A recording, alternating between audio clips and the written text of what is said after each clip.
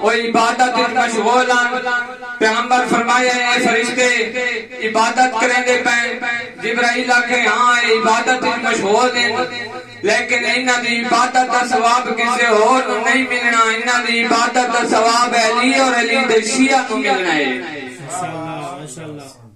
اس پہ جدھر پیغمبر دا تعارف کرایا جناب جبرائیل نے تو جناب جبرائیل نے جدھر انہاں کو دسا ہے محمد مصطفیٰ ہے تمام انبیاء دا سردار ہے.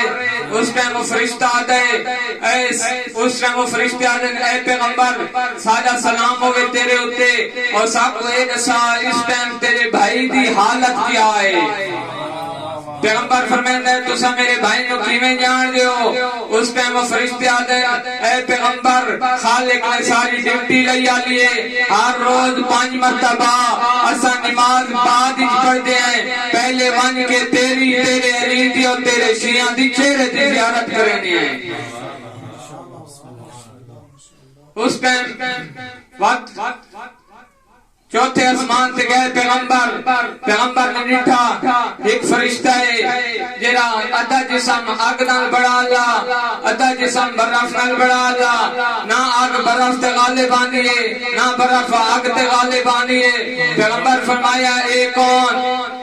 جبرائیل آدھے اے او فرشتہ ہے اگر تیری امت ہچ کوئی بندہ چگت کرے گناہ اے فرشتہ خالق نے فرمایا اے فرشتہ تیری ڈیوٹی ہو سی تو میرے پیغمبر دی امت واسطے استغفار کرے میں انہاں دے گناہ معاف کر ویسا.